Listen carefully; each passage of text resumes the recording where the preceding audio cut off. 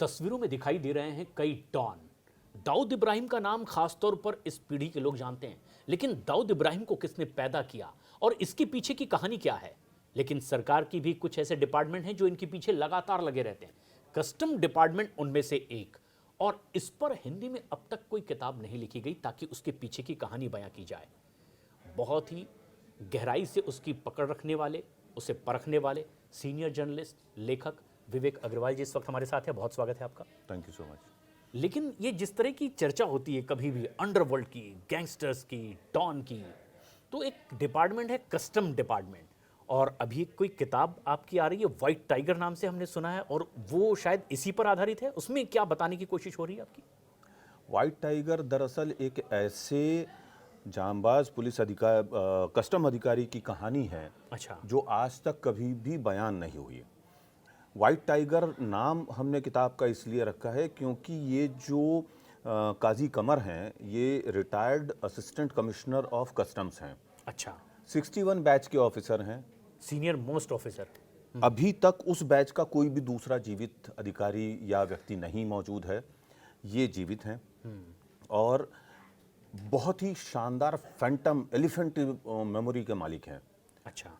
इस वक्त उनकी उम्र 92 है, 92 साल, और एक लंबे रिसर्च के बाद में उन पर ये कहानी हमने कही। तो उनका इन तरह के कई ऐसे गैंगस्टर, डॉन, अंडरवर्ल्ड के लोगों से उनका पाला पड़ा, उनका एक्शन भी रहा होगा, वो सब चीज़ भी उसमें होगी। बहुत सारी चीज़ें हैं और आपको बताता हूँ, सन 60 से लेकर के अच्छा 1995 तक जब वो रिटायर हुए हैं, तब तक की पूरी दास्तान उसमें है। और करीब 300 पृष्ठ की ये जो किताब है, इस किताब में 60,000 से ज़्यादा शब्दों में फैली हुई किताब है ये। और इसमें हमने वो वक्त पूरा का पूरा स्थापित किया है, ये बताने की कोशिश की है कि कैसे सारा अंडरवर्ल्ड ऑपरेट करता था, कैसे तस्करी होती थी, सोने की तस्करी से कैसे अंडरवर्ल्ड खड़ा हुआ। अगर सोने की तस्करी नहीं हुई होती इस देश में, तो न दाऊद इब्राहिम होता, न टाइगर मेमन होता, कोई भी इस देश में अंडरवर्ल्ड पनप ही नहीं पाता। यानी अंडरवर्ल्ड और ये जो कस्टम डिपार्टमेंट है, ये एक सिक्के के दो पहलू हैं। इनकी नज़र उस पर होती है और उनकी नज़र इस पर होती है। बिल्कुल बिल्कुल होती और है। अब इसमें जो सबसे खास बात यह है कि दाऊद इब्राहिम का नाम अभी दुनिया में हर कोई जान रहा है, भारत में खास तौर पर मोस्ट वांटेड है। फिर जो कुछ पन्ने पीछे फेर दे जाते हैं अतीत के, तो कुछ नाम और निकल कर आते हैं, जिसमें हाजी मस्तान है। हाजी मस्तान पर भी आपकी किताब है जिसमें गहराई से आपने कुछ लिखा है मस्तान पर। हाजी मस्तान पे ये पूरी दुनिया की पहली किताब है। अच्छा। और मैं और मेरे सहयोगी लेखक और पत्रकार जो है इंद्रजीत गुप्ता, हमने इसके ऊपर करीब 3-4 साल गहन शोध किया, इन्वेस्टिगेशंस की। और हाजी मस्तान के बारे में ऐसे बहुत सारे तथ्य हैं जो कि अभी तक सामने नहीं आए थे। बहुत सारी ऐसी बातें हैं जो कि उनके बारे में झूठी कही जाती हैं। जैसे ये कहा जाता है कि हाजी मस्तान ने आज तक किसी को एक थप्पड़ नहीं मारा, हाजी मस्तान जो है कभी जेल नहीं गया, हाजी मस्तान ने ये नहीं किया, वो नहीं किया। अरे भाई, वो हाजी मस्तान जेल गया। हाजी मस्तान ने न केवल वो जेल गया है, बल्कि चांदी की हेरा फेरी करने के मामले में यूसुफ लाला के ऊपर उसने पाकिस्तान से 3 पठानों को बुलवा करके गोलीबारी की, जिसका केस जब बना उसमें 14 आरोपी थे। उन 14 आरोपियों में मुख्य आरोपी, पहला आरोपी हाजी मस्तान ही था। दूसरे नंबर के ऊपर करीम लाला था, क्योंकि करीम लाला ने ये सुपारी लेकर के और सारा काम करवाया था, और उसने बुलाए थे शूटर पाकिस्तान से और मरवाने की कोशिश की थी। लोग उसके बारे में बड़ी विचित्र कहानियां कहते हैं। कोई बोलता है कि हीरे के बदले कांच दे दिए थे, कोई बोलता है कुछ और, कोई बोलता है कुछ और। फिल्मों में जिस तरह की कहानियां दिखाई जाती है उस तरह की कहानी जोड़ दी गई है। बिल्कुल। लेकिन सच्चाई ये है कि चांदी जो हाजी मस्तान यूसुफ लाला से लेता था और दुबई और एडन भेजता था, स्मगल करता था, तो बदले में वो वहाँ से सोना मंगाता था। ये जो चांदी आती थी और दुबई जाती थी, तो जिस बंदे के पास ये चांदी पहुँचती थी, उसके पास चांदी का तौल कम जाता था, क्योंकि ये जो बंदा है यूसुफ लाला, वो चांदी कलेक्ट करता था, उसके पार्ट बनाता था, और पार्ट जो है अमूमन 43 से 45 केजी का एक हुआ करता था। ये उसमें तौल कम करता था और इसको बोलता था हाजी मस्तान को कि मैं आपको 45 किलो का माल दे रहा हूँ, पार्ट दे रहा हूँ, और वो गलत वहाँ पे जाती थी। यहाँ पे उससे 45 के हिसाब से वो पैसे लेता था, लेकिन वहाँ पे तो वो डिफरेंस आया था। और इसने चांदी ने भी बहुत सारे अंडरवर्ल्ड गैंगस्टर्स तैयार किए। चांदी की चर्चा इस समय बहुत हो रही है। पिछले 1 साल में जिस तरह से चमक चांदी ने दिखाई है वो तो बड़ा चमत्कारिक तौर पर है। तो ये चांदी ने अंडरवर्ल्ड की भी कई लोगों को चमकाया, जिनमें से हाजी मस्तान भी इस तरह की कार्रवाई कर चुके हैं, काम कर चुके हैं। हाजी मस्तान समेत दाऊद इब्राहिम है, दाऊद इब्राहिम का भाई साबिर शेख है, सॉरी साबिर इब्राहिम है, ऐसे और भी बहुत सारे लोग हैं, जिसमें से मैं जिसका नाम ले रहा हूँ यूसुफ लाला। यूसुफ लाला तो खड़ा ही चांदी के कारण हुआ है। अच्छा, चांदी की तस्करी करके उसने इफरात में पैसा कमाया और उस पैसे से बाद में वो बिल्डर भी बन गया। और जो वहाँ पे काफ़ी सारी उसने बड़ी बड़ी इमारतें तामीर की और ऐसी ऐसी इमारतें बनाई हैं। लेकिन सबसे बड़ी बात ये कि सबसे बड़ा अगर मुंबई का कोई चीटर बिल्डर माना जाएगा तो वो भी यूसुफ पटेल ही है। ये सारी हरकतें इनकी होती रही। लेकिन जो दर्शक इस तरह की बातें सुनते हैं आपके अनुभव से, तो उन्हें समझ में आता है कि दाऊद अंडरवर्ल्ड का डॉन है। उससे पहले हाजी मस्तान का नाम आता है, करीम लाला का भी आपने जिक्र किया। क्या शुरुआत मानी जाए जो अब का ताज़ा इतिहास है, कहां से ये अंडरवर्ल्ड और ये डॉन शुरू हुए, जिसकी फहरिस्त बढ़ती हुई करीम लाला, हाजी मस्तान और दाऊद इब्राहिम तक पहुंचती है? तो पहला मुंबई का ऐसा डॉन कौन? देखिए, मुंबई का पहला डॉन अगर आप किसी को कहना चाहते हैं तो वो है करीम लाला। दूसरे नंबर का अगर कोई डॉन आप कहना चाहते हैं या समझना चाहते हैं तो वो है वरदराजन मुदलियार उर्फ वरदा भाई। करीम लाला डोंगरी और पूरा जो दक्षिण मुंबई है वो उसका हिस्सा देखता संभालता था और उसकी पूरी पठान ग्रुप था। और वरदराजन मुदलियार अलायस वरदा दादा या वरदा भाई, वो जो है माटुंगा और धारावी क्षेत्र में कब्जा करके बैठा हुआ था, ऑपरेट करता था और वहां से वो पूरा काम करता था। ये लोग सीधे तस्करी में तो नहीं थे, लेकिन हाजी मस्तान की इनसे दोस्ती थी।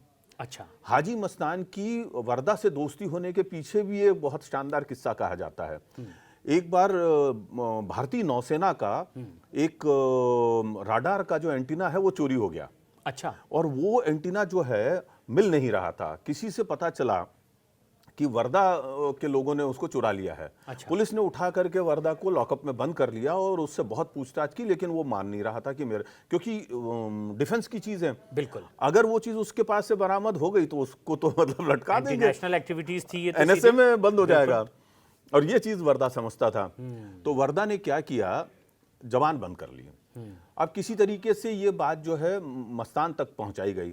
मस्तान आया लॉकअप में। अच्छा, सफेद अपनी जो उसकी लिबास होता सिग्नेचर, था। हाँ लिबास था, उसमें टोपी वो से लेकर पहुंचा। जूते तक सफेद। तो आया और उसने अंदर बंद लॉकअप में इसको देखा वर्दा को। तो उसने कहा कि थलाइवर वणक्कम। वो चौंका, बोले कि मुझको नेता के रूप में कौन ऐसे बुला रहा है और ये आदमी बड़ा अलग ही दिखाई दे रहा है, कौन है ये? और हाथ में जलती हुई सिगरेट है, थाने में सिगरेट पीते हुए कौन आया है, यानी कोई बड़ी शख्सियत है।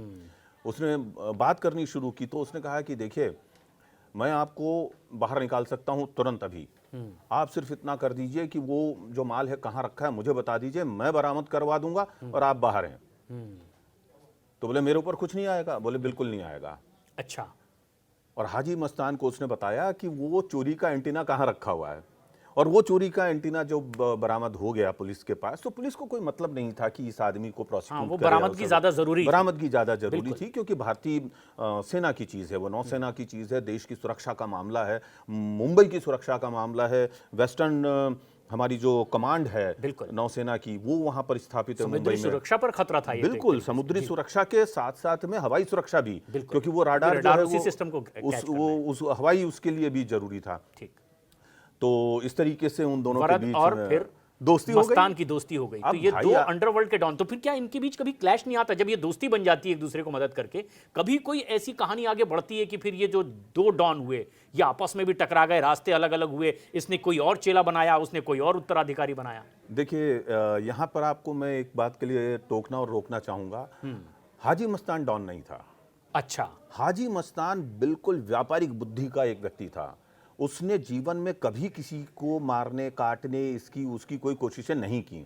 उसका जैसे एक बार ऐसा हुआ था कि ये काजी कमर साहब जिनकी मैं किताब के बारे में बात कर रहा हूँ, व्हाइट टाइगर, हाँ व्हाइट टाइगर, उसमें एक किस्सा हमने लिखा है कि काजी कमर की हत्या करने के लिए सुपारी उठा दी ढोलकिया ब्रदर्स ने, अरविंद और महेश ढोलकिया ने, क्योंकि काजी साहब ने उनके अगेंस्ट कोफे पोसा लगा करके अरेस्टिंग करने की कोशिश की थी।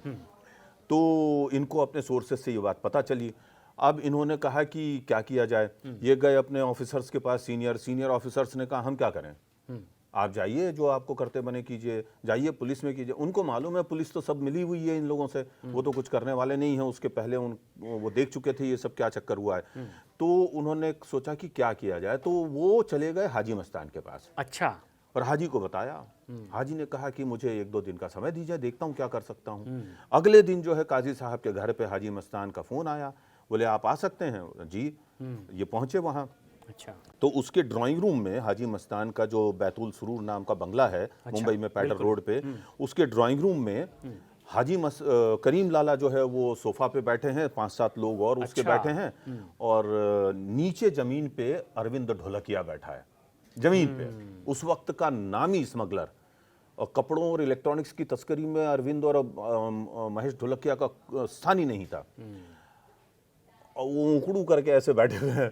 तो वो दोनों भाई, महेश भी और अरविंद भी। अच्छा। तो इतने में ऊपर से अपनी शानदार एंट्री ली हाजी मस्तान ने, और इधर ये करीम लाला बैठा हुआ। और ये पहुंचे तो उनको देख के बोलता है, ले आ गया साहब, मार मार, अब तू मार के दिखा। अच्छा। मार। वो बेचारे कांप रहे डर के मारे। 6.5 फुट का करीम लाला, 7-7 फुट के उसके लौंडे लपाड़े बैठे हैं, उसकी हिम्मत है क्या कि वहां पे कुछ कर दे। वो तो सिर्फ उठा करके ऐसे दबा देंगे तो जमीन में वो कुचल जाएंगे।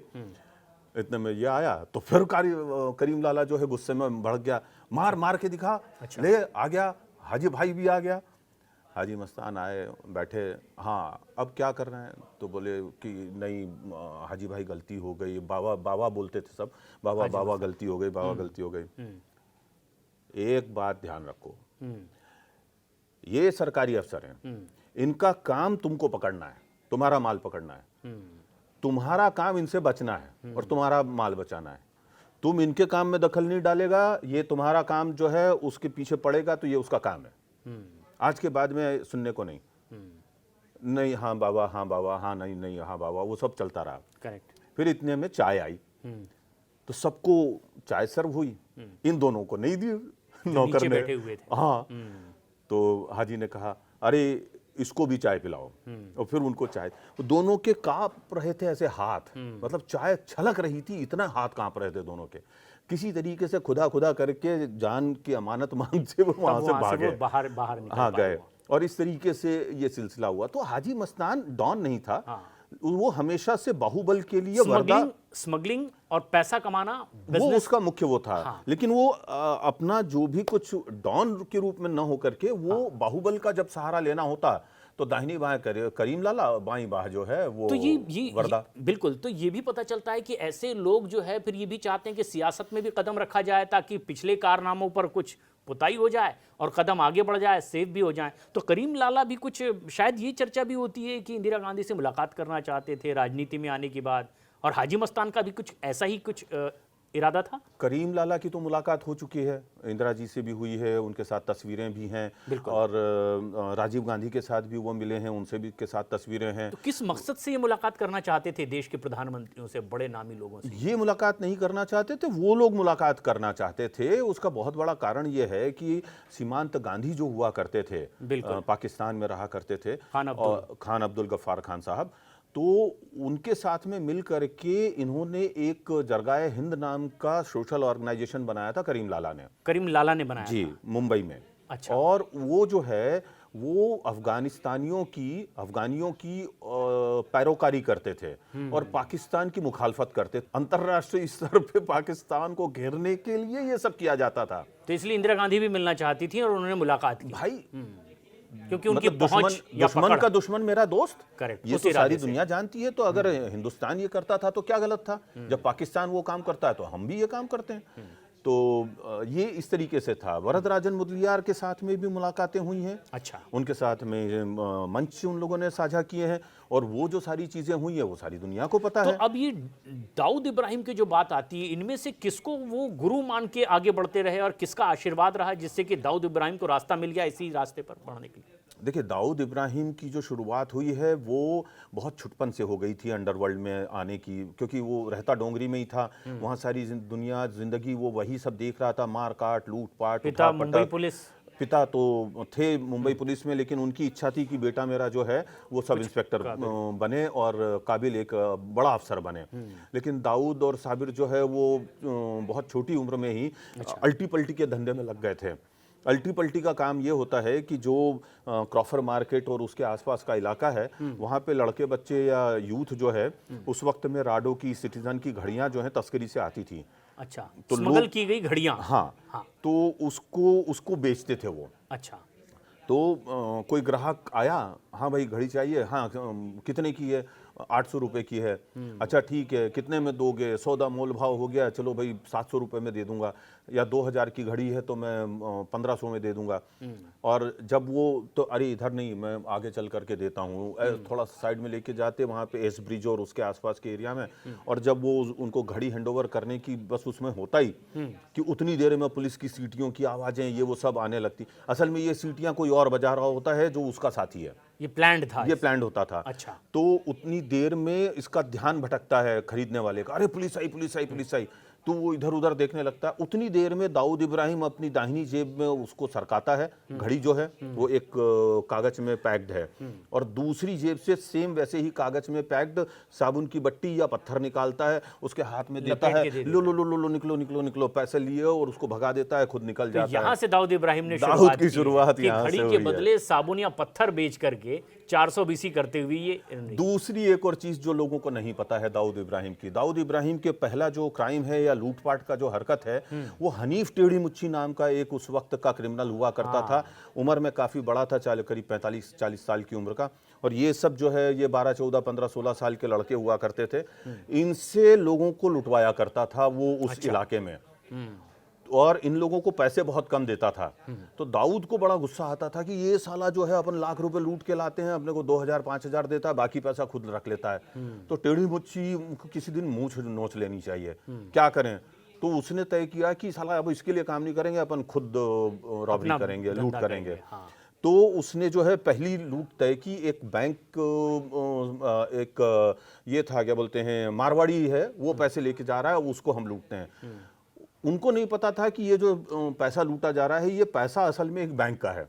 और 5.5 लाख रुपए की रॉबरी इन लोगों ने कर डाली, और वो बड़ी खतरनाक तरीके से बढ़ गई। हो गया, सरकारी पैसा लूटना हो गया। हाँ, तो फिर दाऊद इब्राहिम के बाप के ऊपर, इब्राहिम कासकर के ऊपर जो हवलदार थे, उनके ऊपर दबाव पड़ा, किसी तरीके से खोज खाज के लाए।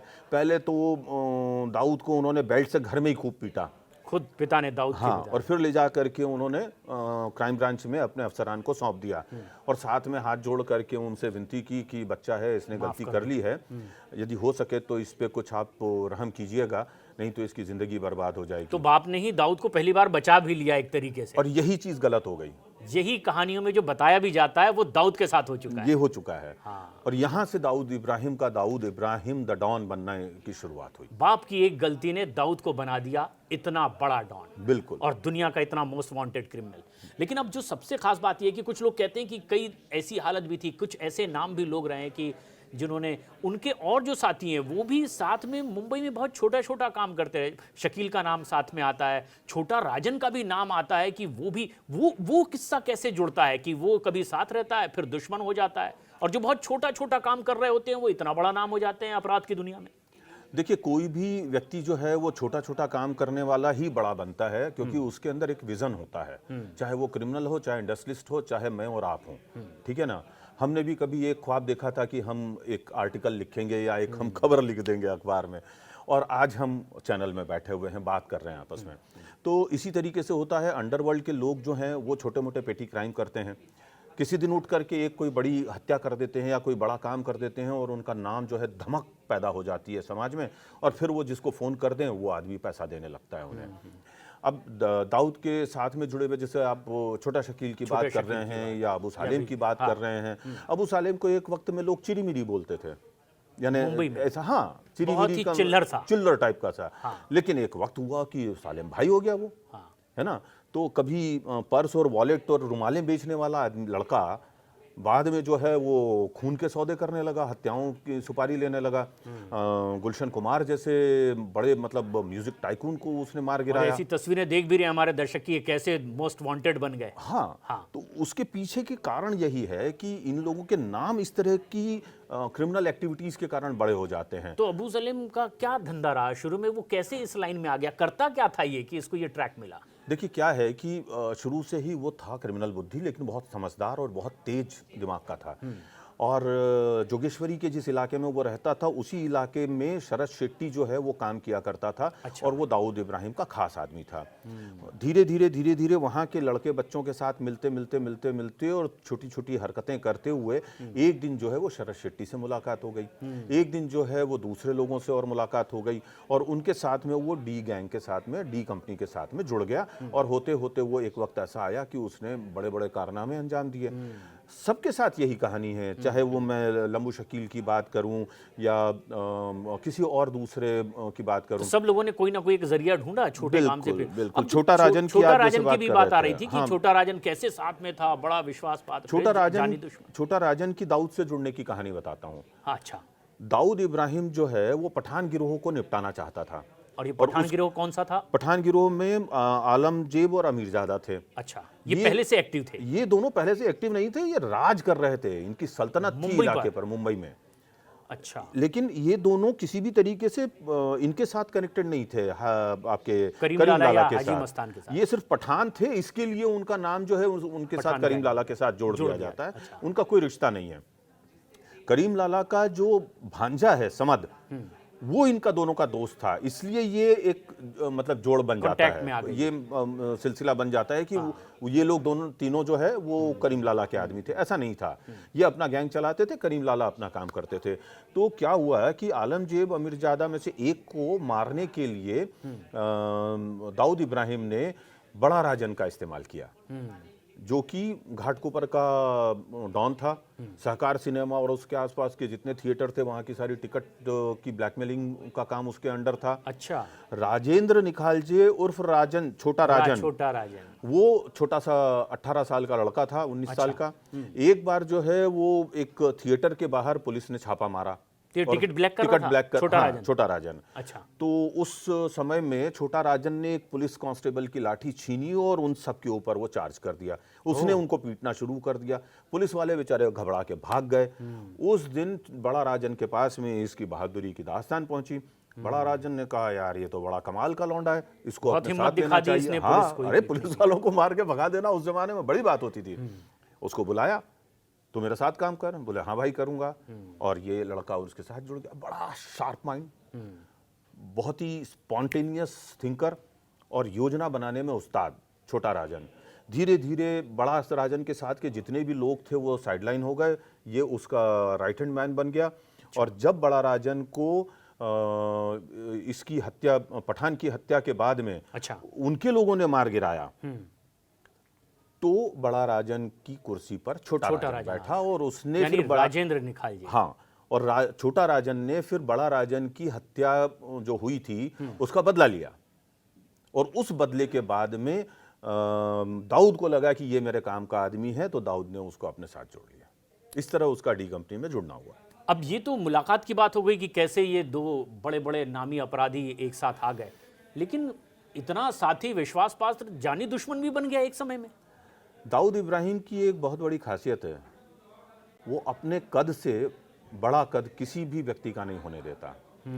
अगर उसे ये ख्वाब में भी गुमान हो जाए कि ये आदमी नहीं, इसकी परछाई भी मेरे कद से बड़ी जा रही है, तो रास्ते से हटाएगा, तो तुरंत उसकी मुंडी छांटता है। वो नीचे से 6 इंच नहीं, ऊपर से 6 इंच कम करता है। अच्छा। हाँ, ये उसकी खासियत है।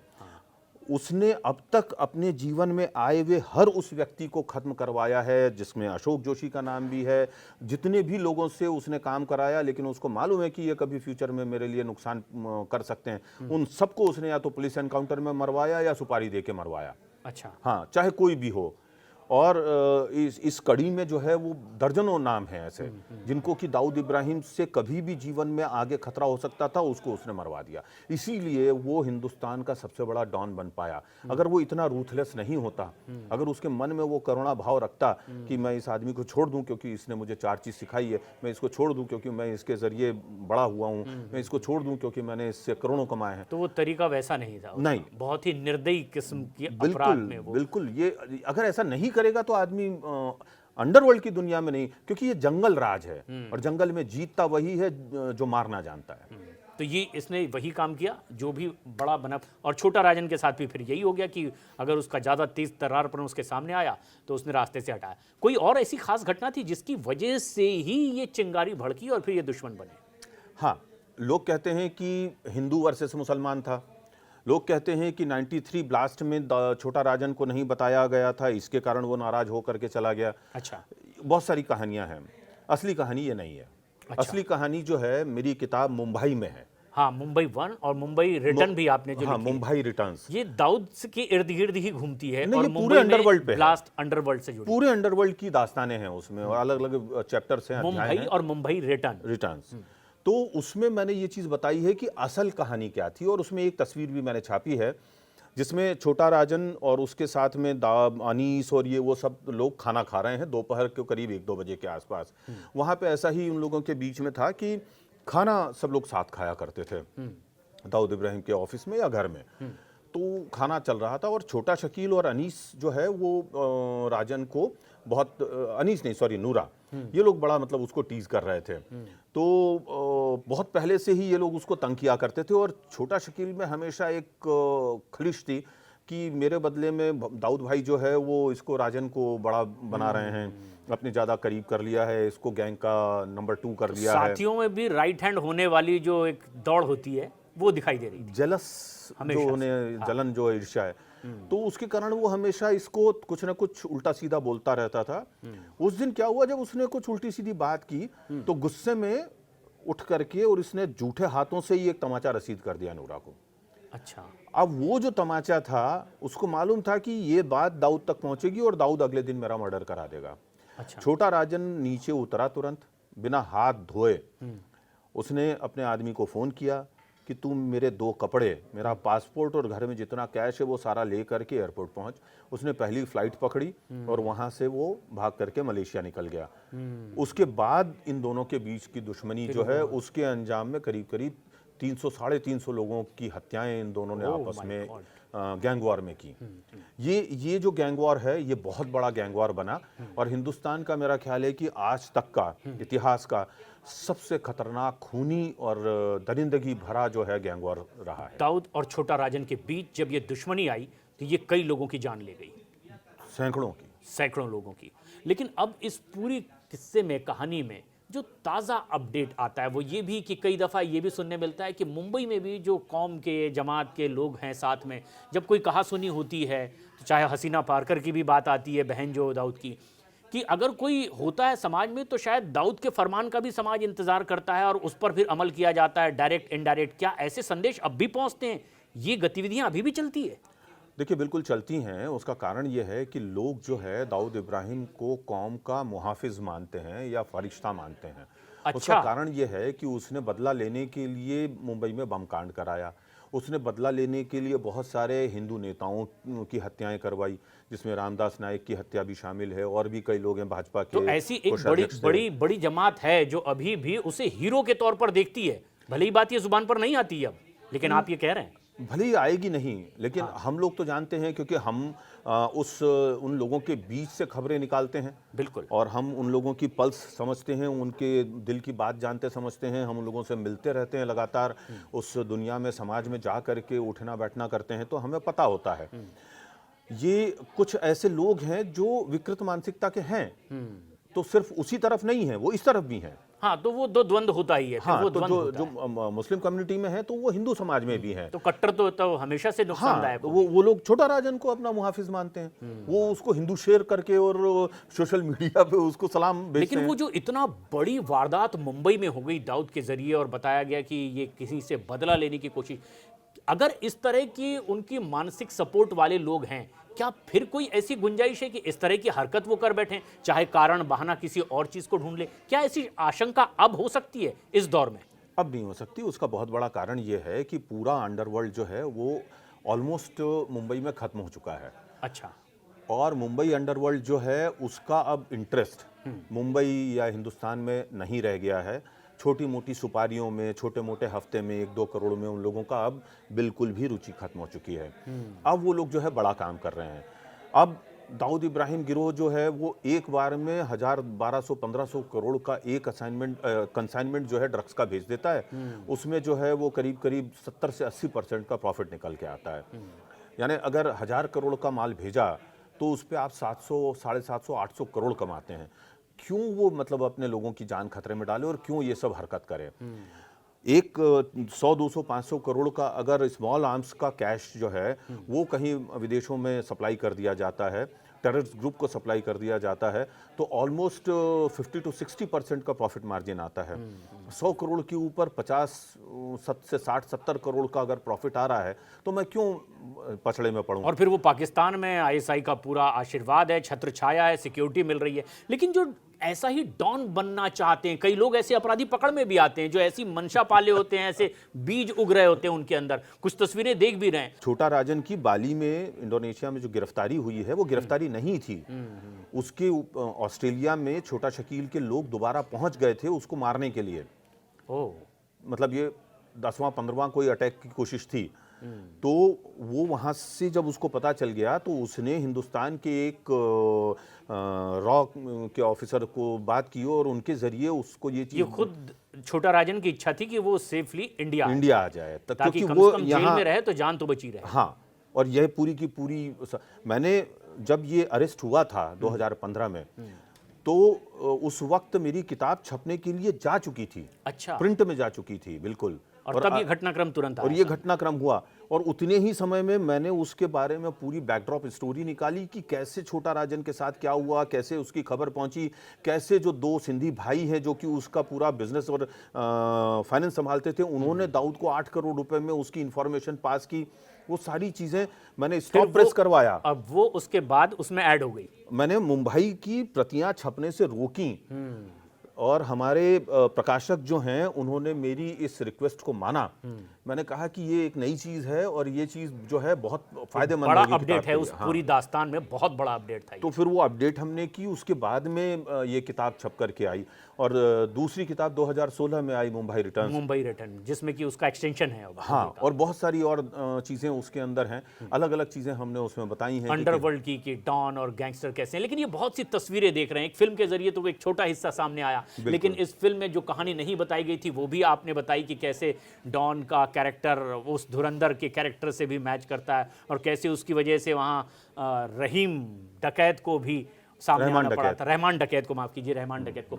लेकिन क्या अब उम्मीद है कि ये किस्से कहानियों के जो कैरेक्टर हो चुके हैं इतने, जिनके ऊपर आपकी गंभीर पैनी नजर रही, लेखनी भी चली है, अब फिर कोई ऐसा इस तरह से हिम्मत कर पाएगा? क्या अब माहौल, वातावरण वैसा नहीं है? अब कुछ दूसरे तरीके के अपराध होंगे, लेकिन ये समय अब बीत गया।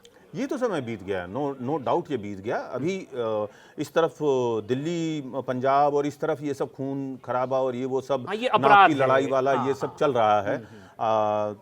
मेरा गैंग, मेरा इलाका, तू कौन, मैं बड़ा तू छोटा, वो सब चीजें अब यहाँ चल रही हैं।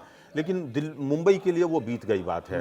अब मुंबई में ये सब कुछ दोबारा नहीं होने वाला है। ये तस्करी होगी, समंदर के रास्ते जहाज जा रहे हैं और सिगार लेके कोई हाजी मस्तान फिर से वैसे ही, और फिर करीम लाला की धौंस होगी, फिर कोई डॉन पैदा होगा और दाऊद बनकर के आएगा। अब शायद वो समय बीत चुका है। 1-2 लोगों ने मुंबई में कोशिश की थी। कुरार विलेज का एक लड़का था, उसने कोशिश की थी। अच्छा, तो ये बीच बीच में उबाल आता है कुछ कुछ के मन में।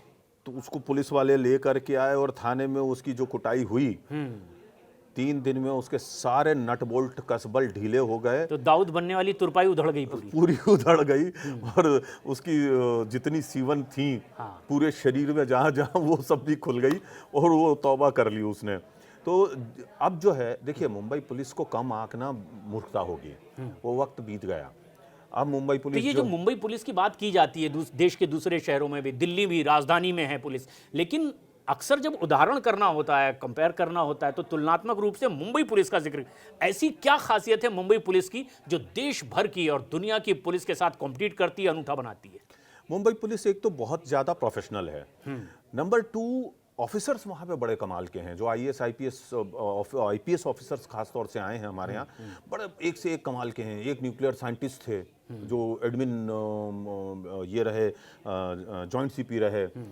डी शिवानंदन जैसा कमाल का अफसर आया।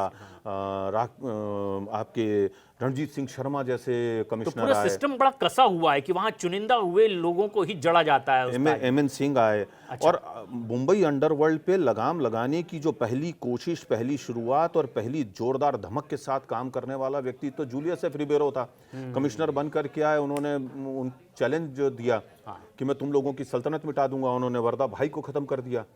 वाईसी पवार को बुलडॉग की तरह उसके पीछे लगा दिया। वाईसी पवार ने उसको बनियान में और लुंगी में घर से घसीट करके वो थाने तक लेके आया और हिरासत खाने में बंद कर दिया था वाईसी पवार ने। वरदराजन को? हाँ, अच्छा, वो बड़ी कमाल की स्टोरी है। नायकन नाम की एक फिल्म आई है वर्दा पे, उसके अंदर ये किस्सा भी है, दिखाया है उन्होंने। और वर्दा इस बात से इतना बुरी तरीके से प्रताड़ित और लांछित हुआ, उसको इतनी ग्लानि हुई कि वो बंबई छोड़ करके मद्रास चला गया और मृत्यु पर्यंत वहीं रहा। लेकिन उसके मन में एक इच्छा थी कि मैं मरूं तो मेरा अंतिम संस्कार मुंबई में हो। और ये बात तो हाजी मस्तान को पता थी। हाजी मस्तान यहाँ से चार्टर फ्लाइट लेकर के एयर इंडिया की वहाँ गया मद्रास। अच्छा, उसकी डेड बॉडी लेकर के और मुंबई आया। फिर मुंबई में बड़ा लहीम शहीम जुलूस निकला उसकी तो अंतिम जो यात्रा का। आखिरी इच्छा थी वो पूरी की गई पूरी वरदराजन की और बाकायदा ताकि वहाँ लोग पे पूरा हुजूम चले और लगे कि हजारों लोगों की भीड़ थी उसकी अंतिम यात्रा में। और वो अंतिम यात्रा यहाँ पर हुई। तो मतलब उस वक्त के डॉन की, आपने कहा ना कि आपस में दुश्मनियां नहीं होती थी, यहाँ दोस्ती की मिसालें कायम दोस्ती होती की थी। भी, तो डॉन दुश्मनी नहीं दोस्ती भी निभा दोस्ती रहे इस थे। तरह निभा रहे और थे। ये कई ऐसी चीजें हैं जो आपकी किताबों में आई और आपका ये एक लंबा तजुर्बा तकरीबन 40 दशक से ज्यादा का, किस तरह से अंडरवर्ल्ड, अपराध, टेररिज्म को आपने परखा, देखा, किताबों के जरिए सामने आ रहा है। कुछ नई किताबें भी आपकी और आ रही है, बहुत बहुत हमारी शुभकामनाएं। और जो शुक्रिया। ये जो रफ्तार चल रही है किताबों की, आगे 40-50 किताबें ये शतक की ओर तेजी से बढ़ें, हमारी ऐसी शुभकामनाएं। और आपका ये अनुभव हमारे दर्शकों तक पहुंचा है। आप भी इस पर अपनी कमेंट्स कर सकते हैं कि क्या नई चीज विवेक अग्रवाल के जरिए आज जान पाए डॉन, गैंगस्टर और अंडरवर्ल्ड के बारे में। बहुत बहुत धन्यवाद। बहुत बहुत शुक्रिया। Thank you.